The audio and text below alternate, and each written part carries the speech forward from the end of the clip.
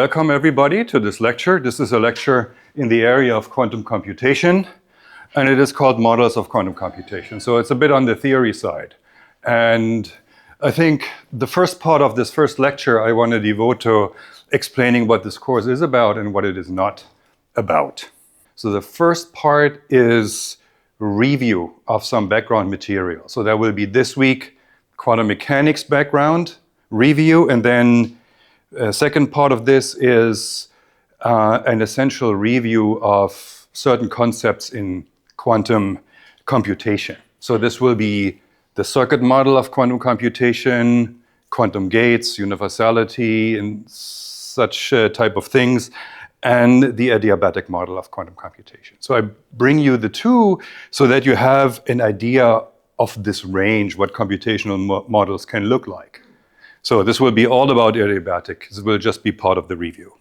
Okay, and then come the three essential parts where you actually hopefully learn something new. And these will be three computational models. So we begin with quantum computation with magic states, and I'll say later a little bit of what this is. Measurement-based quantum computation, and finally, the KLM scheme of linear optics quantum computation. So KLM stands for the inventors, Knill, Laflamme, and Milburn. Yeah, okay, but that's time permitting, we have to see. Resources, so there are certain textbooks that we use here. That's the Sakurai for the quantum mechanics background. But we will not, there's no scattering theory involved in this course, so we will not need all the chapters of the Sakurai. So we will mostly get by with chapters 1 and 2. We will talk about mixed states though, and mixed states are discussed somewhere else in this book, but eventually you find everything that you need in terms of quantum mechanics for this course in this book. This will be the reference book for quantum mechanics.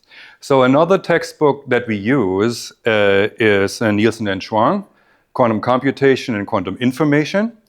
And chiefly chapter 10 of that book, it describes a particular way of calculating things, the stabilizer formalism, and that will be among the first things that you learn here in this course. And occasionally maybe we will apply stuff of other chapters, but it's mostly that chapter. Other than that, the resources used in this course are research papers and lecture notes. So there will be lecture notes accumulating over time. But what is taught, the material that is taught, and that's not in these two textbooks, is really from research papers. What is the purpose of this course? Okay, so there's three things that I want to mention here. And the first thing is, well, to give an idea, to show what a quantum computer could actually look like. And I mean here, not in terms of at the material science level, I mean at the conceptual level. So whether you do it in silicon or with cold atoms and optical lattices, and these sorts of questions I will not discuss, and I'll give you a better delineation of what to discuss and not to discuss a little bit later. But we talk about the conceptual things here in this course, not the nitty-gritty details of material science and quantum optics and so forth. I make this more clear. So this lecture is about concepts.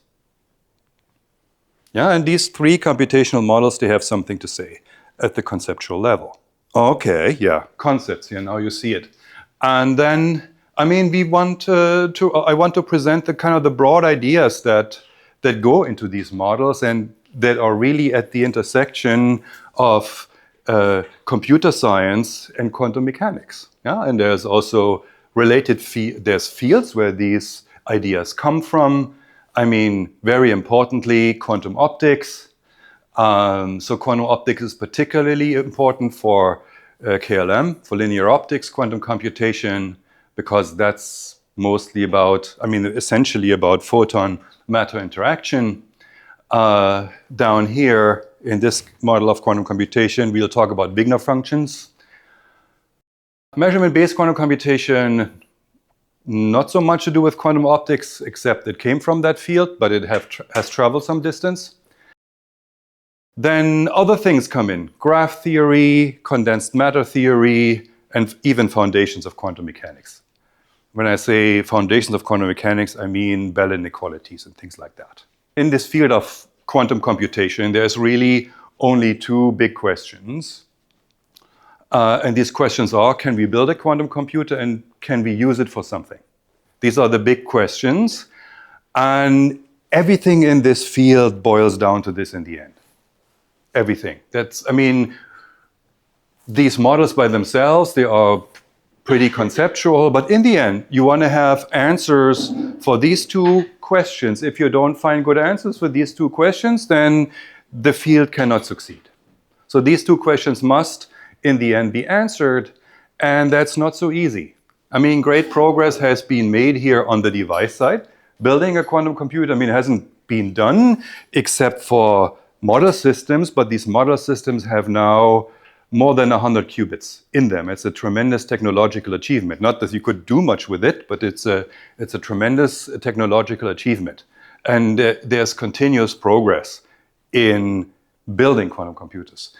Algorithms, the progress is much less steady. It really evolves in steps, and if you have nothing for a long time, then you climb another step, and so on and so forth. Yeah, and so these three computational models, they have things to say about these two questions. And they have quite a bit to say about devices, about the question of how can we build a quantum computer.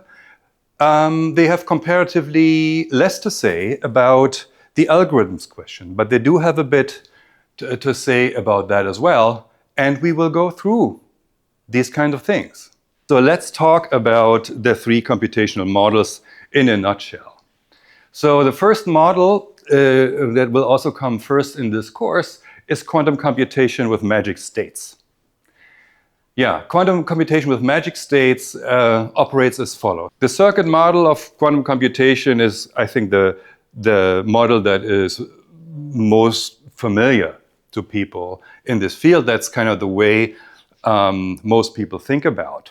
And well, in the circuit, like you would have it in a classical circuit, you have a bunch of gates. In a classical circuit, this would be and or, and these types of things, negation, maybe. This is quantum mechanics, so you have different gates. So these gates will be unitary gates, that is reversible gates, and then you also have measurements. So what is shown here in this, so what you see here, these are gates. Quantum gates. This is kind of things that have an input and an output. You take a quantum state, you apply this gate, and you get a different state out. Very much related to how you would have it in the classical setting. And what these gates are, that we'll talk about later. And you have the goal. If you are set to build a quantum computer, then you want to make it universal. You want to build a universal quantum computer that is a quantum computer that can compute everything that quantum computers can compute. And if you want to build such a thing, you will need certain gates to start with. These are so-called universal sets. We'll talk about that later. And so the idea now for this model of quantum computation with magic states is that you try to get by with less. You grant yourself fewer gates than you would in a universal model. But you still want that computational universality. So when you take some gates out, you need to put something else in. And what will be put in is at the level of states. So these states are called magic states. Maybe that sounds, it sounds maybe at the level of a charm quark, the funniness of the name, magic states, but it has a meaning. Yeah, it's not for nothing. These states serve a very particular purpose, and they are indeed magic. Namely, if you didn't have them, this model of computation would be efficiently classically simulable. There would be no quantum advantage. Only because you put these states in, you get back to computational universality. Yeah. Okay, so that seems a complication. So why do people think about such things? Why do they make this picture more complicated than it apparently needs to be? And that I will also explain in this course. So if you were thinking of building a fault-tolerant quantum computer, battling decoherence and these types of real-world effects, then you would do it exactly like that. You would do it exactly like that with this seeming complication. Okay, second model that we are going to discuss here is measurement-based quantum computation. So this is computation that proceeds by measurement. So okay, so if you're not familiar with the circuit model, then you're maybe not so baffled by this. Let me just say that there's two types of processes in quantum mechanics: measurement and unitary evolution. Unitary evolution is the evolution according to the Schrödinger equation, and then there's a measurement process. And so these processes are very different. So unitary evolution is irreversible. Unitary evolution is reversible. Measurement process is irreversible. Unitary evolution is deterministic, and measurement is probabilistic. So they're very different. But you can use either to build quantum computation. And this one works with measurements. There's no unitary evolution taking place. And that is the second model that we are talking about. Third model, if we get to it, this is the KLM scheme of linear optics quantum computation. So this is the only model of the three that we are linking to a particular implementation of quantum computation. So this is quantum computation with photons. And photons there's many good things about photons, but in certain ways, they also make your life hard. In particular, there's one thing: photons don't interact. If you have two photons passing one another, they just fly by. They will typically not see one another. It's very, very difficult to make them interact. So there is a way of making photons interact in a unitary fashion. This would be by so-called Kerr media, but these interactions are very, very weak. And if you wanna use this interaction at a single photon level, then you cannot exclude it as a possibility, but it's not very realistic. And that is really the problem that this scheme, Knill-Milburn-Laflamme scheme of photonic quantum computation, this is what solved that problem. I made it much more viable. Still, you could use some improvement, but it made it quite viable.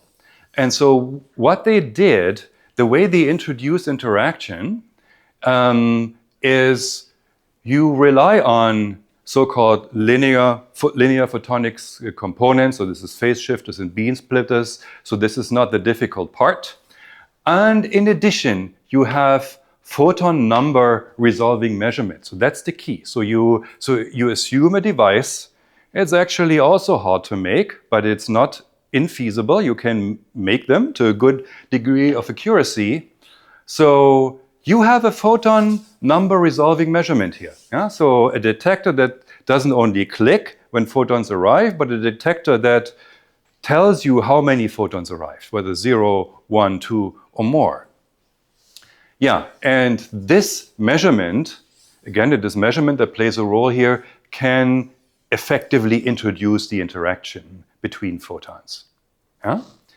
Good. So that's the key message of the KLM scheme. So this is the third model. So I think we can almost wrap up this part. But let me use this model here of KLM to tell you what the course is about and what it is not about. So let's talk about this photon number resolving measurement. So this would be a detector. It would be made of some material. It would be kept at a certain temperature and stuff like that. These are all important questions, and these things are difficult to make, but that doesn't play a role for this course. So what the materials are that you make them of, whether you keep it at room temperature or near zero, this is not a question for this course. We assume that photon number resolving measurements exist. And we just quantum mechanics allows them. Quantum mechanics doesn't say, oh, can't have these things. No, quantum mechanics allows them, and we use them here. Yeah, so the details of how they are made do not concern us. But let me give you a question that does concern us. The question that does concern us is, okay, this is a post-selected gate.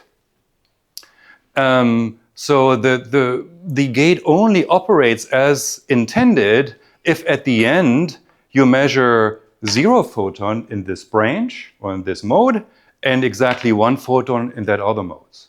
So different readings can occur here, and they occur with a certain probability. And so this gate is probabilistic post-selected. It does work sometimes, other times it does not work, and it tells you, it's very important, it tells you when it has worked and when it has not. Yeah? And so the fact that this gate can fail is important. So suppose this would be part of your quantum circuit, and you want to do this gate now, and you find, fails. Then you have to throw away your entire computation. Yeah, you have to start from scratch. It may have been the 725 gates out of 730, so you were almost done. Gate failed, you have to start from scratch. And so now if you have a number n of gates that you want to execute and have a finite success probability, then the probability of succeeding overall is exponentially small in n. It's exponentially small in the number of gates. And so the fact that this only works probabilistically, even if it tells you when it succeeded and when not, this is a problem. Yeah? So you have this exponential decay of success probability. You need to do something about it. And so the question, what can you do about it? This is a question that's in the course. That is a question that we will discuss given the time, and the questions we will discuss are questions quite like that. So these are questions at the level of computational models. What materials to use, what temperatures to cool to, that is outside the scope of this lecture. I just wanted to give you an idea where to place all this and what you can expect. Unitary revolution here, projective measurement over there, very different processes. Both are useful for computation. Okay, outline. Huh? Oh, it's not a complete outline, it's only the outline for this review part and only the first portion. So this is the material that we will cover. So we will talk, here essentially this is what we talk about: states, unitary evolution, measurement. Yeah? So the objects that we deal with that are being transformed, and here are the transformations. So this is how we go about it. So we start with the physics of measurement. And that comes out in the Stern-Gerlach experiment. Yeah, I think the Stern-Gerlach experiment was performed maybe 102 years ago or something like that. It just had its 100th anniversary. It was a very important experiment for the confirmation of quantum mechanics. One of the early confirmations of quantum mechanics. And that's what we begin with. So before we start building the theory, we look at the actual experimental findings. Okay, so this is all about the measurement process in quantum mechanics. We've already talked about the dichotomy, and yeah, measurement is a little bit weird, and we will spend much more time talking about measurement than we will talk about unitary evolution. I apologize for that, but I think you know the Schrödinger equation fairly well, I assume. Yeah, I don't need to ask who knows that. I think everybody in the room knows it. So that's unitary evolution. And so we will spend much more time with measurement because it's a little complicated from the conceptual point of view. Yeah, so then this is of course intertwined. It's hard to talk about measurement when we don't even know what our states are. So we will work a little bit on our notion of quantum states as states in Hilbert spaces. Then we talk about unitary evolution in quantum mechanics. And then we talk about properties of states, and that's mostly superposition and entanglement. And what else? Mixed states we will also talk about. Density operators, that is. Good, so this is the goal. What do we want to achieve? we want to talk about, well, I mean, it's not all that's here on it, but it's basically the most important things. So this is the table we want to recapitulate. Quantum states are vectors in a Hilbert space, or in various Hilbert spaces. There's more than one. Then there's unitary evolution. Sorry, I shouldn't have written just evolution. Unitary evolution, that's evolution according to the Schrödinger equation. So we will talk about that thing. And then there's the measurement process. And with the measurement process, there's two things going on. So first, measurement is a process. It changes the state that's being measured. And so that's described by the upper line. That is the Dirac projection postulate. And so all these things that appear in here, we will talk about. Oops. And the other thing in the measurement process is the assignment of probabilities. So it's a probabilistic process. According to the rules of quantum mechanics, the outcomes that I obtain when I measure quantum systems, they are random. They are distributed according to certain probability distributions. I can predict what these probability distributions are, but, so quantum mechanics says, at the current time, as we know it, in a single measurement event, we cannot predict what's going to happen. We can predict the a priorities of this or that outcome occurring, but we cannot know what happens. It will be a random process. Okay, but we can predict the probabilities for the various events occurring, and that's given by this thing here. That's called the Born rule. Yeah, and what all these brackets mean and stuff, we will also talk about. So this is the subject of the review. So here is the Stern-Gerlach experiment. Now we know how old it really is, 104 years, 103 years. Okay, so it proceeds as follows. So you have an oven filled with silver. And so this oven is heated so that silver atoms evaporate and form vapor above the liquid silver. And yeah, so in that vapor, they have a certain speed. And so the oven has a hole through which silver atoms can escape. And then there is some collimation to select silver atoms that fly in a precise direction with a given speed.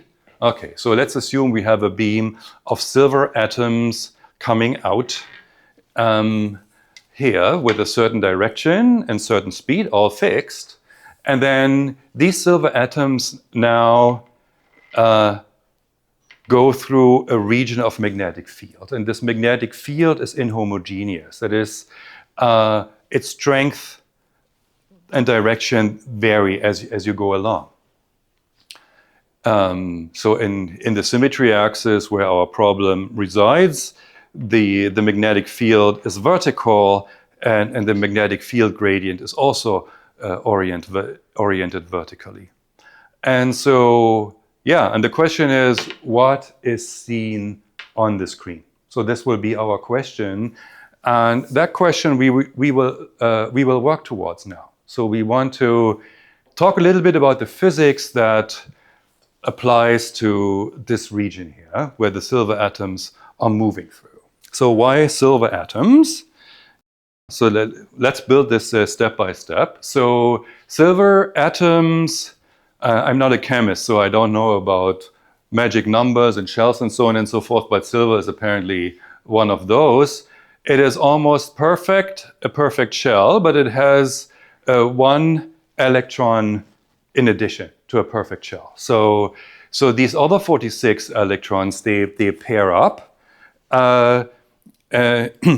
Sorry, I forgot to say something. Why are we talking about electrons at all? So electrons have a particular property that's called spin. Spin is a quantum mechanical version of angular momentum. I mean, angular momentum, you know from classical mechanics. So particles have an intrinsic angular momentum that's called spin. So photons have spin 1, for example. Electrons have spin of 1/2. So as you recall, hopefully from your quantum mechanics lecture, I mean, Angular momentum, rotation symmetry was probably discussed up and down, was it? Yeah? So you know that spin is a multiple of h bar and half integer numbers. So multiple of h bar and 1/2. And there's no other choices. And so what do now systems of spins do? Two, you may also have heard about that. So two spin 1/2 particles, they can form a spin 0 state that you may have heard. And in quantum information, just as an aside, that state would have a name. And in quantum information, that would be called a Bell state, one of the 4 Bell states. But of course, in particle physics or standard condensed matter physics, it has another name. You would probably call it the spin singlet. Because if you have 2 spin 1/2, there's exactly one state with this property. Yeah, where was I? Okay, so we have 46 electrons pairing up in pairs. So their net spin is 0. So the spin of this entire silver atom comes from the 47th electron. So that is important to know. So this is why we are using silver atoms. They have a simple structure. We would want to do this with a single spin 1/2, but we cannot. If we take an electron, the electron has charge. This thing and charge would react to electric and magnetic fields very strongly. So we don't want that. We want a charge neutral object, and so we have to choose a charge neutral object that has an effective spin of 1/2. And the silver atom is such an object. That's why silver. Okay, and so now the equations that govern it. So it turns out that the spins that pass by, so the spin here is represented by this S vector. So the spins that pass by, they will experience a force in the vertical direction depending on the field inhomogeneity.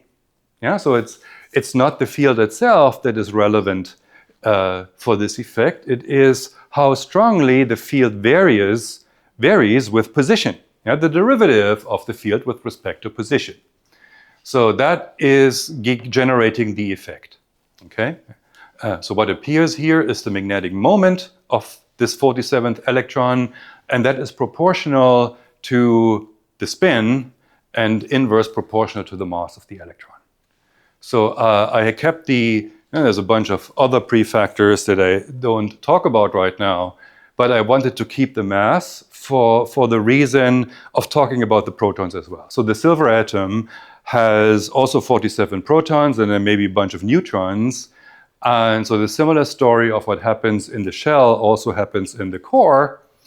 So there's going to be a single proton spin left over, but the effect of the core is suppressed by the mass. So protons are much heavier than electrons, neutrons the same. So these effects can be neglected. So we can really imagine that the silver atom for our purposes is a single spin 1/2 particle without electric charge. So it's a perfect object to do this experiment. Yeah? Good.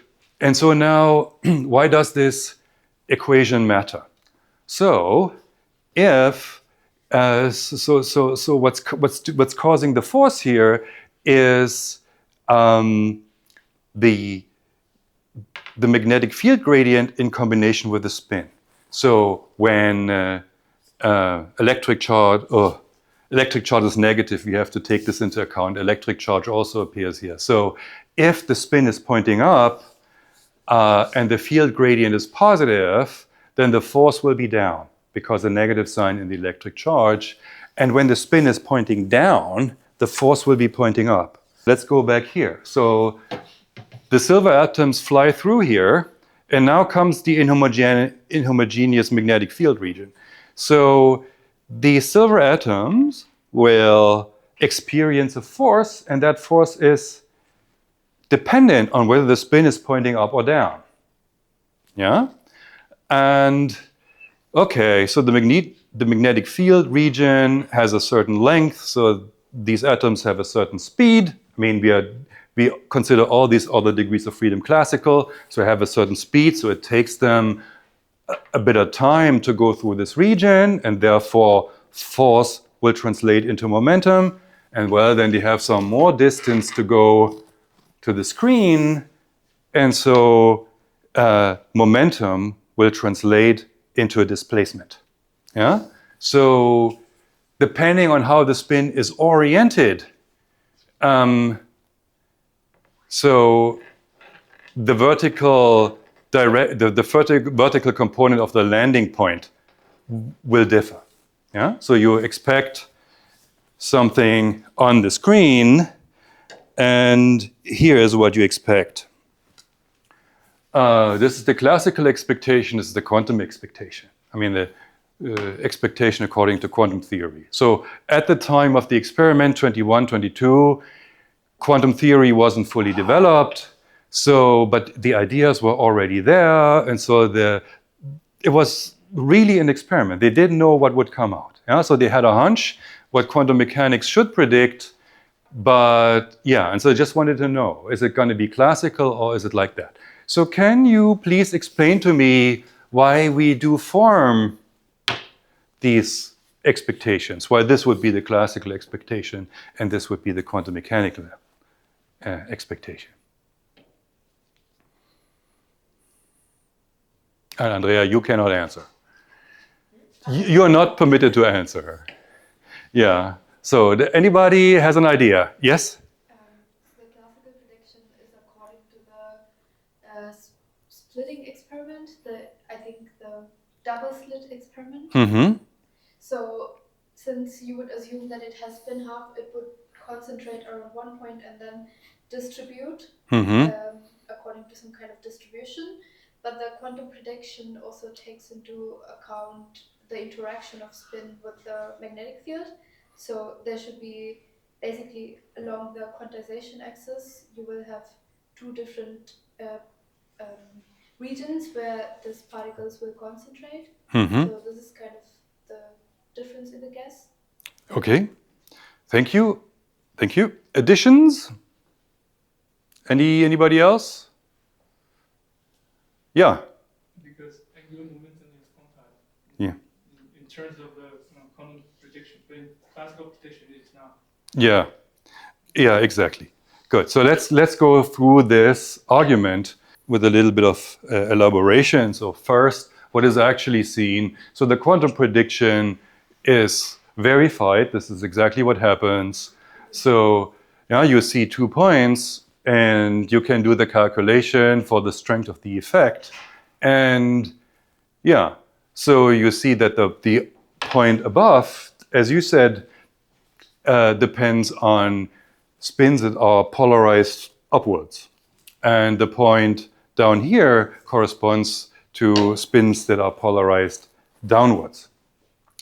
But then the question is, why is there nothing here? So you'd think these spins, they leave the apparatus. We've been selecting for velocity and direction. We didn't select for spin.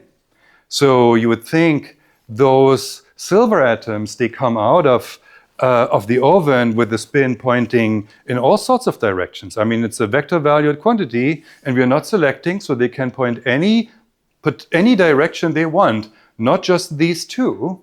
And so, I mean, all these other polarizations, classically you would think they give you a signal here, but that signal doesn't happen. It doesn't occur. And so the question is, why? Sakurai gives you a good explanation of how you could come up with an idea of what's going to happen. So why you do not see the spins in all these other directions. And what the Sakurai does, it argues its way towards these quantum rules by analogy with the polarization of light. So if you're interested in that argument, I'm not going to give it here. I will very soon start developing the formalism. I mean, exactly, it starts here, the formalism. And yeah, if you want to know how it came about, then please have a look at the Sakurai. Okay, so here is how we construct an explanation of this. And then, I mean, that's a theory and that needs then to be verified. But yeah, so this is how we go about it, or how people did go about it. So they say something like, okay, we have to talk about what these other spin directions are, how they are represented in quantum mechanics.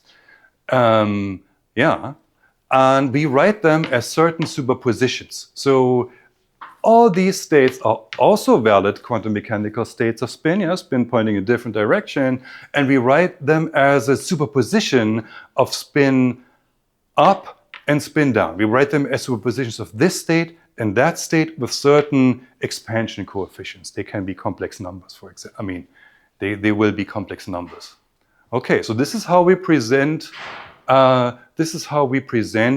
These other directions of spin. I mean, a priori, that's a bold idea that it should be that way, but this is really where you make the analogy with polarization of light. Yeah? So you have a light wave polarized that way and a light wave polarized that way, so vertical and horizontal. You superimpose them with the right kind of phase relation, you get a wave.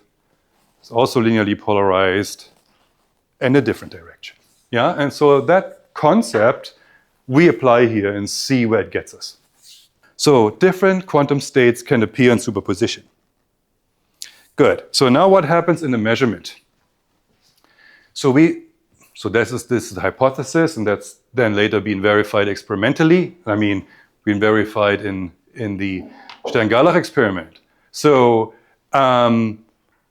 when we measure whether the spin points up or down, this is what the magnetic field gradient does, well, then there is a collapse of this state. And now what's happening is probabilistic. So you will find up or you'll find down in a probabilistic fashion. Yeah? And if many silver atoms fly through, sometimes this will happen, sometimes that will happen, and overall you get both. Yeah?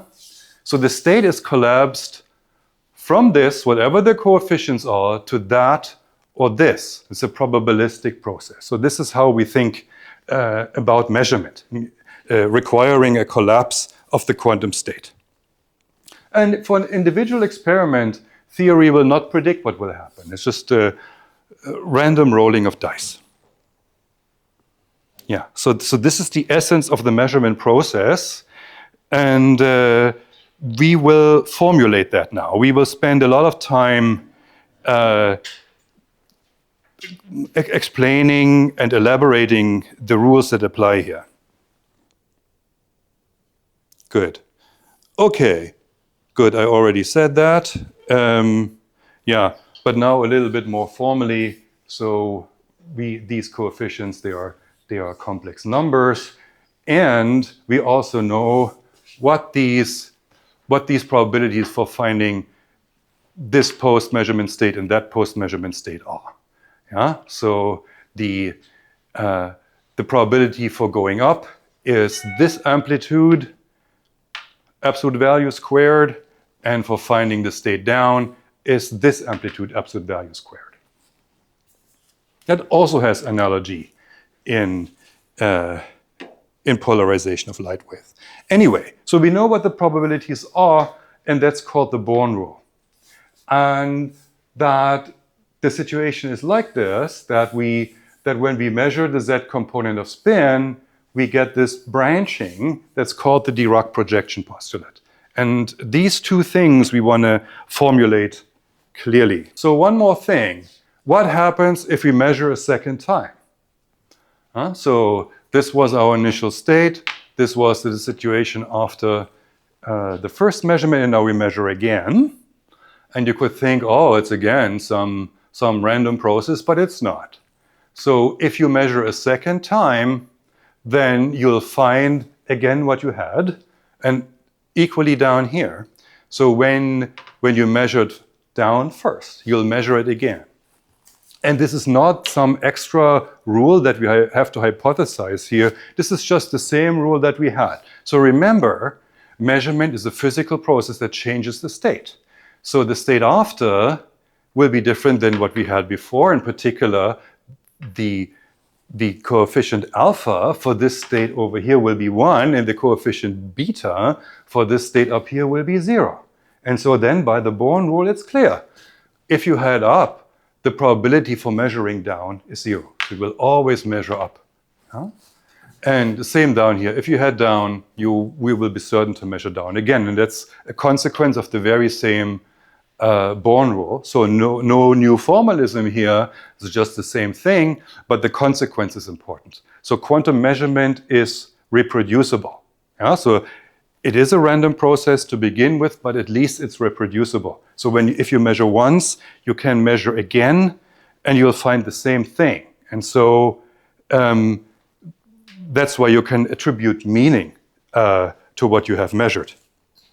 The next thing that we want to do is we want to write down the Born rule and the Dirac projection postulate properly, and then we need to talk about states a little bit, where states live and so on and so forth.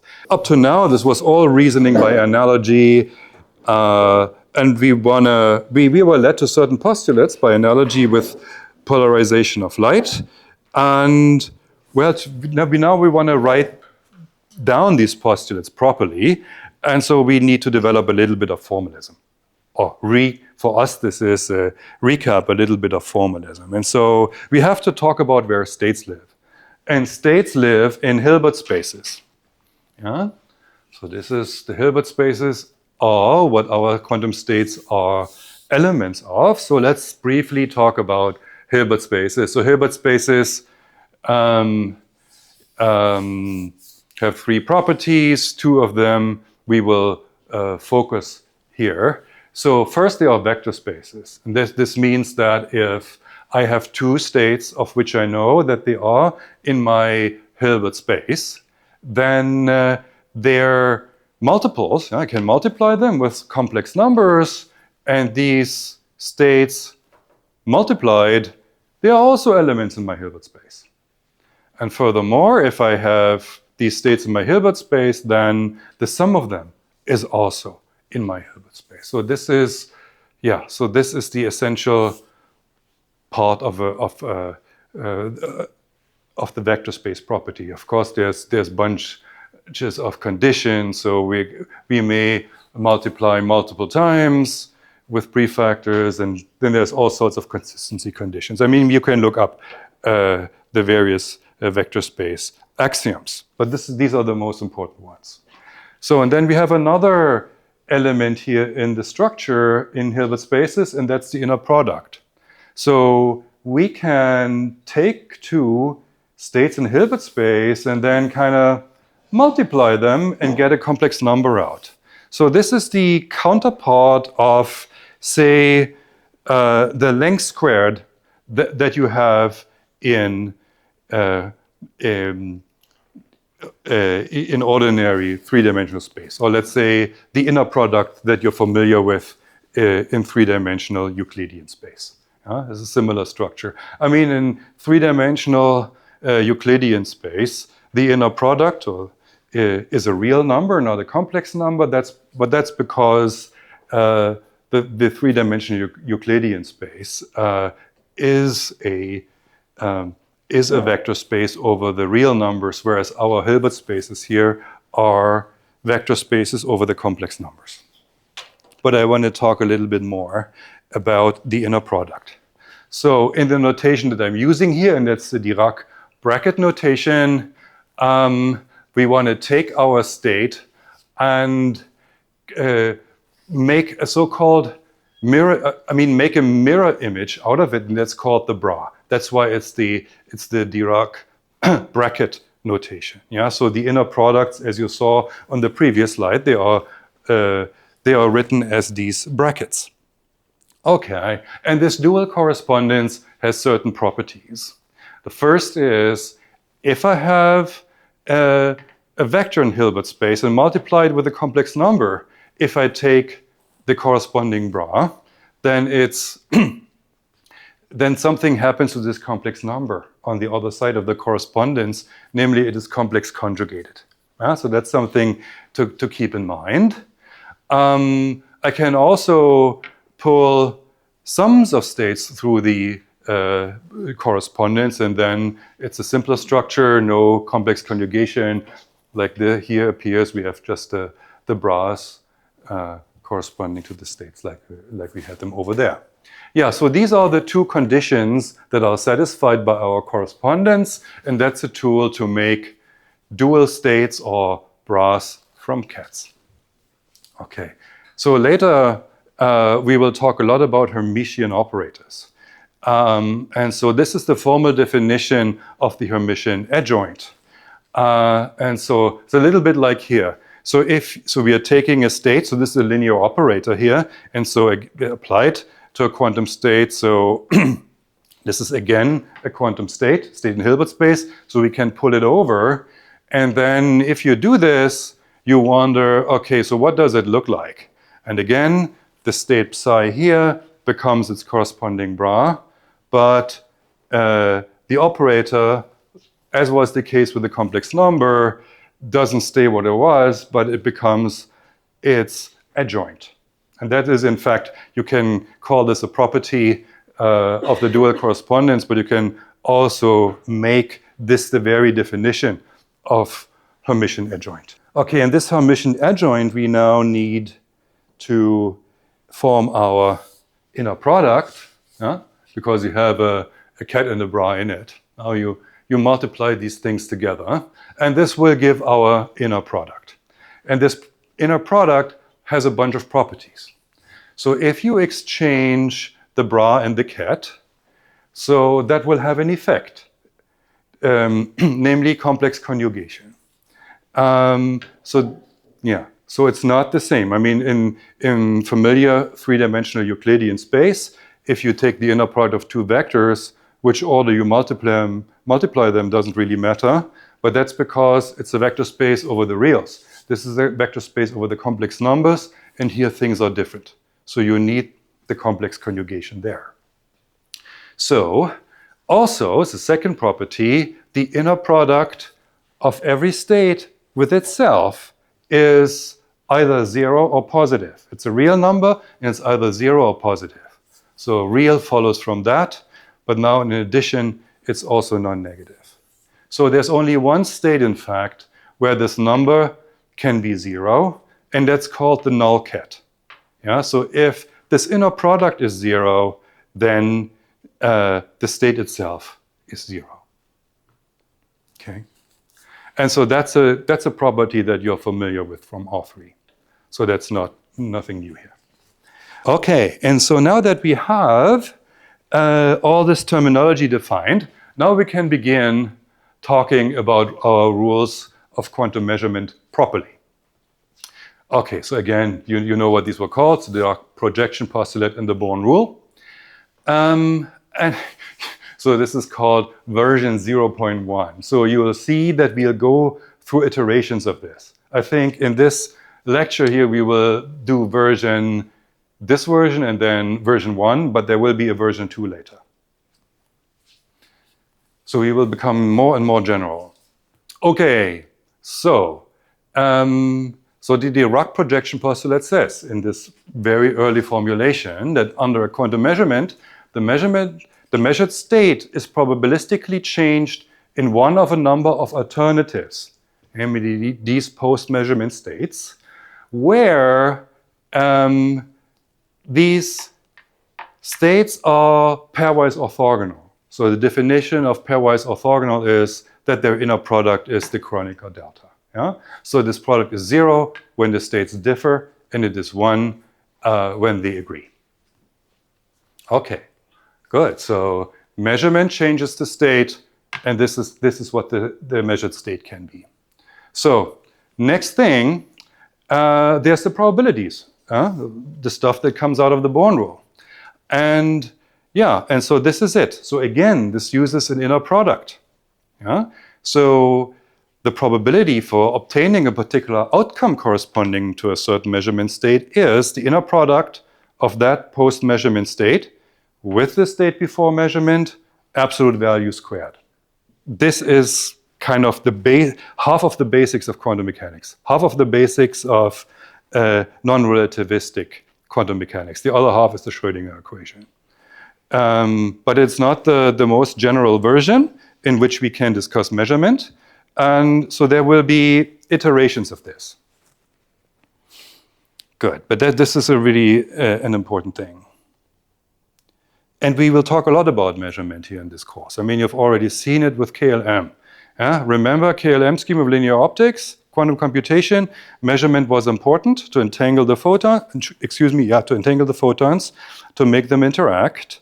Was done by a measurement. Measurement-based quantum computation involves measurement, and you will see that the third model that we consider, quantum computation with magic states, besides the magic states, is also essentially about measurement, even though there is unitary evolution. So this is really important for this course.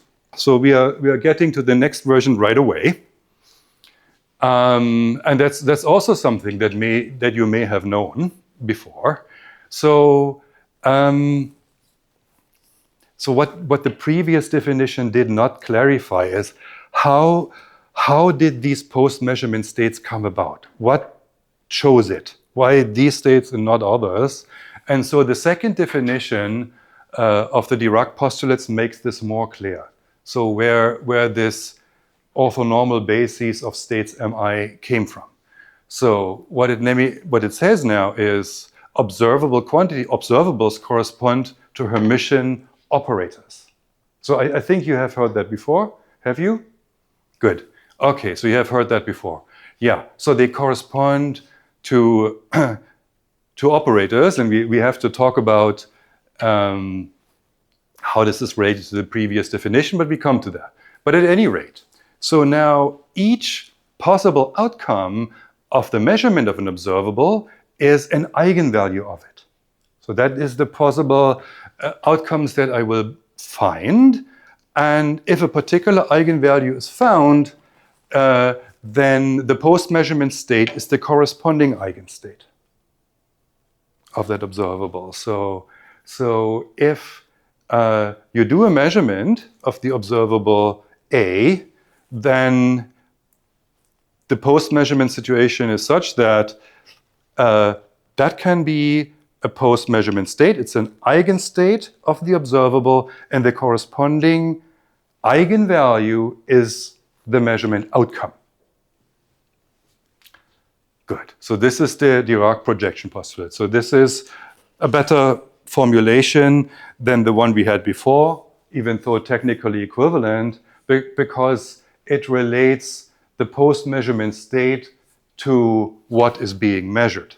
So the measured are observables, and these observables in quantum mechanics correspond to Hermitian operators. And an operator is Hermitian if it is its own adjoint, its own Hermitian adjoint. Good. Okay, so this is the Dirac projection postulate in the second formulation. Okay, and yeah, nothing changes about the Born rule.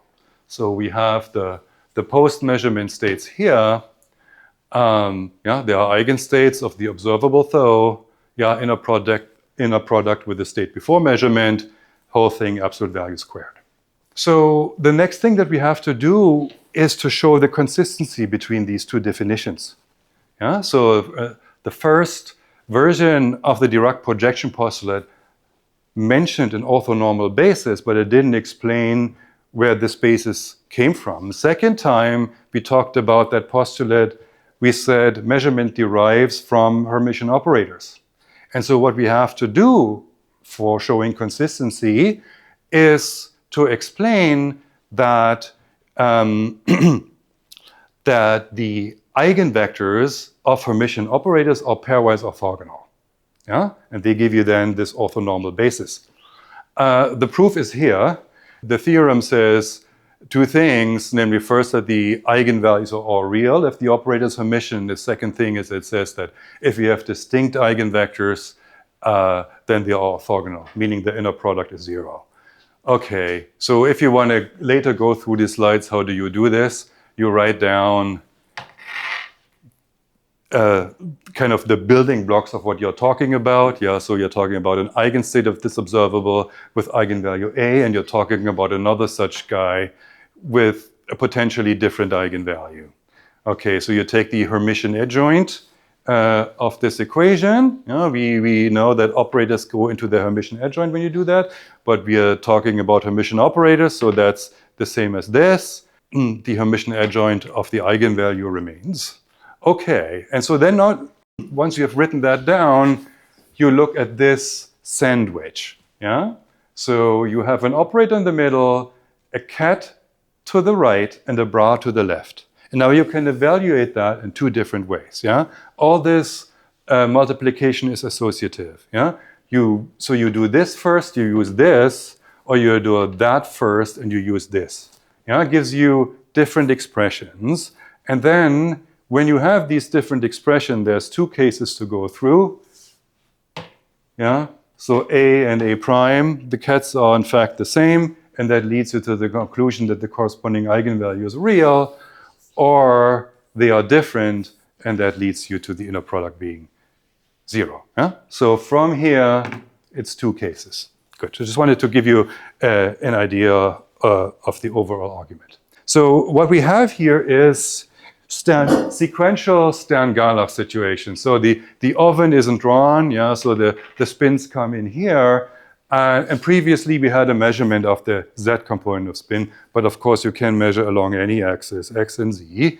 So you have two such apparata now. You measure the x component of spin, block one beam, let the other pass, and with this beam here, you measure the z component of spin. What are you getting? I mean, potentially you're getting two beams. What is their relative intensity? Well, I would guess half and half again. Yeah, half and half. Because they're both, like, the z-axis is orthogonal to the x-axis. Yes. So if we can project onto them, it shouldn't matter if we project from that side or from that side. Yeah. Oh, that's a symmetry argument. So that's nice. That's nice. Okay. Yeah. Oh, so that's very good. So the symmetry argument will not always be available, and then you would talk about inner products. So, for example, you would ask yourself, okay, so what we know is what state is coming out of here. So, it would be an eigenstate of the x component of spin. And so then we would write it down in the eigenbasis of z, which is what we measure. And so this was up. So it turns out, and maybe that requires a bit of calculation, which I'm sure you have done. So the x, the spin pointing in the positive x direction is square root of 1/2, 1 over square root of, 1 over square root of 1/2, no, square root of 1/2, sorry, square root of 1/2 times up in the z direction plus square root of 1/2 times spin pointing down, equal weighted superposition. Yeah, and then the probabilities follow right from that. These are 1 over 2 square root of that squared, so probabilities 1/2 and 1/2. Equal beam strength. It's exactly right. Thank you. Good. Next. That's interesting. No, immediate, still same showing of hands. Good. I thought so, but maybe I let somebody else answer. Blue sweater. This is essentially the same situation. So we have one up and one up still. Yeah. Because we have essentially scrambled all the information about the first measurement by the two ordinal computation. That is right. So all that matters. So this is the state preparator. All that matters is that a downward polarized beam comes out here. All the stuff that happens before doesn't really matter. So it's really just the two sequential Stern-Gerlach situation that we had before. Really nothing new here. Okay, but now there's something new. So this is a situation similar to what we had before. But what happens here at this stage now is that you let both beams pass and you don't look. You measure, but you don't look. Yeah, so say you have a hard disk where you write your measurement outcomes to, but you don't ever look at that hard drive. So what do you see here and why? Okay, I guess it's 50-50, but it depends on the coherence between the upstate and downstate. Okay, if the upside and downside, they are not coherent, I would say it's 50-50. But if the two states, they are coherent, I would say it depends on the coefficient. Coefficient in that superposition state, I would say that. Yeah. Yes, yes. I mean, everything you said is right. And when we do a measurement according to the rules we have described, with probabilities for finding this and finding that, then the coherence is gone. So so it is 50-50 because the way we talked about measurement, the decoherence is gone. And what all of this means, we will talk about later in some detail. But this was indeed a question. So you could think, okay, so measuring and not looking is really like doing nothing. Yeah? And so you had an X measurement before, and from that perspective, you would expect to find what you had already measured before, but because in the middle you didn't do anything. But that isn't true. The 50-50 answer is correct. And measuring and not looking is not the same as doing nothing. So if you do a measurement and don't look at what the outcome is, you have still done something. You have changed the state.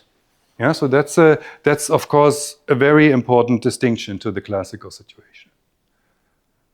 Okay, good. And we can do this in formulas in all detail later.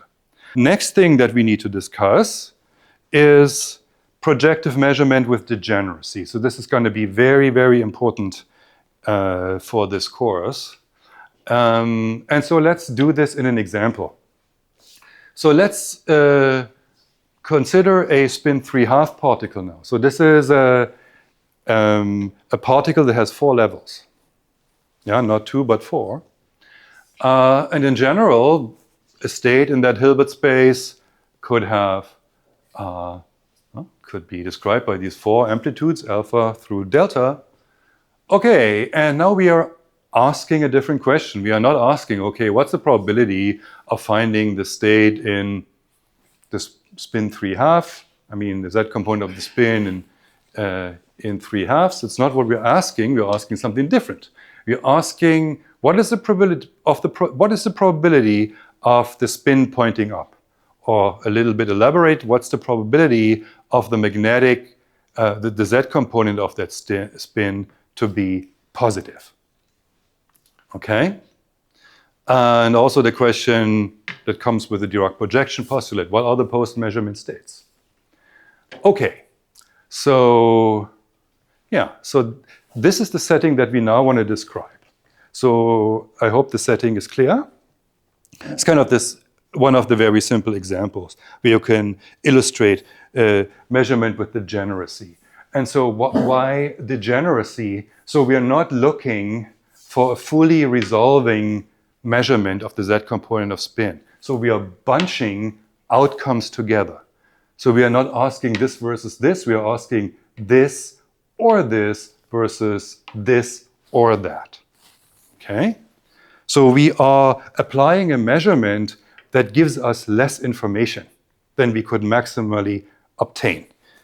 And these measurements are going to be very, very important for us. I mean, it's a good thing. You think you're learning less, but learning less sometimes is a good thing, especially in quantum information. I mean, for example, in quantum information. Otherwise, I don't know, but yeah. Good. Okay, so I just want to briefly sketch how to describe this setting. So this is the state that we wanted to deal with. And yeah, so we want to measure up versus down. So we have these 2 objects. They are called projectors, and we will show very soon what this means. Okay, but we have them. We have a projector for up that is composed out of smaller projectors, one corresponding to spin 3/2, magnetic quantum number 3/2, and one magnetic quantum number 1/2. And then you have another projector that is composed of the two remaining components of the state. Okay, we have a bit to say about these operators, but let's take them as we for now. And so then we have to give a statement for the Born rule and one for the Dirac projection postulate. So Born rule, so the probability for finding up is this guy, this projector, and we will explain projector very soon. This projector sandwiched between the pre-measurement state psi, ket and bra.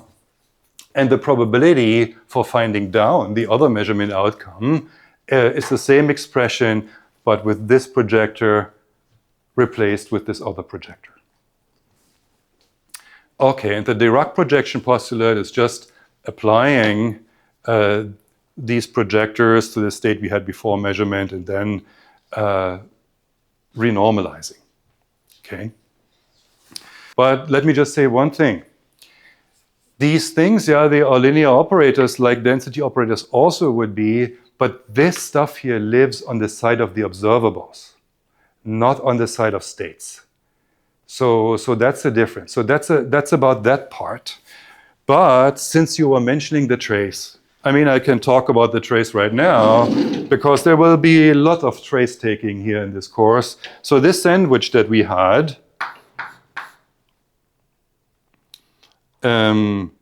just let me take it for an arbitrary operator. Oh, well, let's make it a projector so that you see what it applies to. This is equal to the trace of the same operator and then the object such and such. Yeah? So this would be the observable, and this would be the state. Yeah, so this would be the representation of a pure state as a density matrix. So this is where density matrices come in, and this is where the trace comes in. Yeah, just for consistency reasons. And we will be talking a lot about traces and partial traces, but not quite yet. Yeah, so this will come up. So what we have here in this example, you can verify this for yourself pretty quickly with the definitions we had. So these pi I here, they are Hermitian and square to themselves. And furthermore, their sum gives you the identity operator. So, and this is actually, these properties are what you need for measurement. And so let me write this down in the general case. So this is a property that every projector satisfies. It is Hermitian and squares to itself. And so if you have a set of projectors that you want to make a measurement out of, there need to be further conditions satisfied. The first condition says that if you have different projectors, then they should multiply to 0. And and if they are the same, then, well, they square to themselves. Yeah, so projectors corresponding to different measurement outcomes should multiply to 0. Yeah, that's orthogonality in this case. So that's one thing that you need to have mutually exclusive events. And these projectors have to sum to 0. And what this is for is to say that the probabilities for the outcomes you can get have to sum to 1. Yeah, that's what probabilities do. And you get it if you impose this condition. Good. Okay, so now, so that is Born rule and Dirac projection postulate formulated in terms of projectors. Maybe we finish that and then I can get back to this question. Okay, so now this is the full glory of the second version of projective measurement. I think we probably might see it back. But I think this is quite a good level of generality. First is the Dirac projection postulate. So the state after the measurement is the state before. Sorry, it's supposed to be the same psi. With a projector applied, corresponding to a particular measurement outcome, and then just some prefactor that takes care of normalization. And second thing is the probabilities with which these measurement outcomes occur, and that's that sandwich here. Yeah, same state to the left and right, projector in the middle. Good. Okay, so this is basically what we want to know about measurement for now. I think there's a little bit more to say, namely what happens if we have multiple measurements. But compatible measurements and non-compatible measurements. Maybe I make this a reading assignment. I need to see. That will be a question tomorrow. Okay, so this is the Born rule pretty much in the generality that we want. There's one thing that we don't like so much about it, and that's this question of mixed states. Yeah, there's a more general notion of states that we will introduce, and then I suppose we'll have a third version of these rules here. But then I promise that's it. Good. Okay, so here comes an exercise for you. So maybe the last thing that I do here in this lecture is to say, so this was the question that I got, yeah? Inner product is complex. This is supposed to be a probability, so it should be real. We have gotten here, but that's not quite that yet. You have this thing in the middle. Okay, so let me quickly deal with that because it's a nice illustration of the properties of projectors. So this is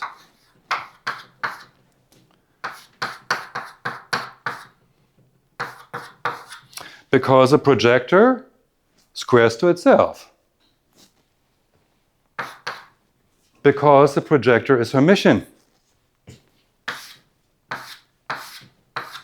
Because multiplication is associative. Now, and then you use that. Okay, so that was the resolution of this complex versus real question. And I think that's it for today.